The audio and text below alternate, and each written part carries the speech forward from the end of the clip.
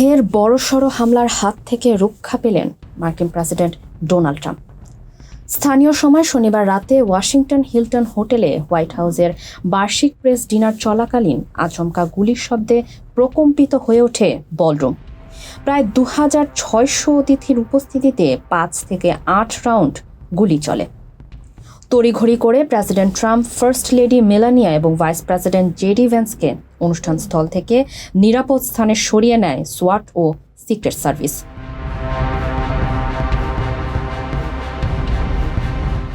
প্রত্যক্ষদর্শীরা জানিয়েছেন, গুলির শব্দ শোনা মাত্রই বিশিষ্ট সাংবাদিক ও তারকারা টেবিলের নিচে আশ্রয় নেন। ট্রাম্প যে কক্ষে ছিলেন তার ঠিক বাইরেই এই হামলা চালানো হয়। ঘটনার পর ট্রুথ সোশ্যালে নিরাপত্তা বাহিনীকে ধন্যবাদ জানিয়ে ট্রাম্প একে একটি ভয়াবহ অভিজ্ঞতা হিসেবে বর্ণনা করেছেন। সিক্রেট সার্ভিস এক বন্দুকধারীকে হেফাজতে নিয়েছে এবং পুরো হোটেলের নিয়ন্ত্রণ এখন তাদেরই হাতে। ন্যাশনাল গার্ডের পাশাপাশি আকাশে হেলিকপ্টার দিয়ে নজরদারি চালানো হচ্ছে।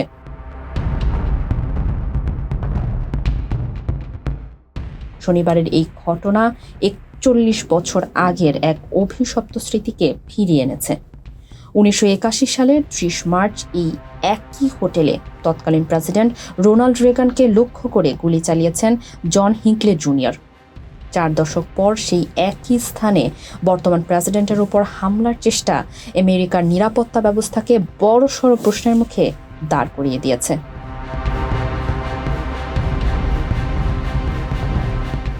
এই ঘটনায় কোনো হতাহতের খবর পাওয়া যায়নি, তবে এফবিআই এবং সিক্রেট সার্ভিস হামলাকারীর পরিচয় ও উদ্দেশ্য খতিয়ে দেখছে। ফারিহা আহমেদ, মানবকণ্ঠ।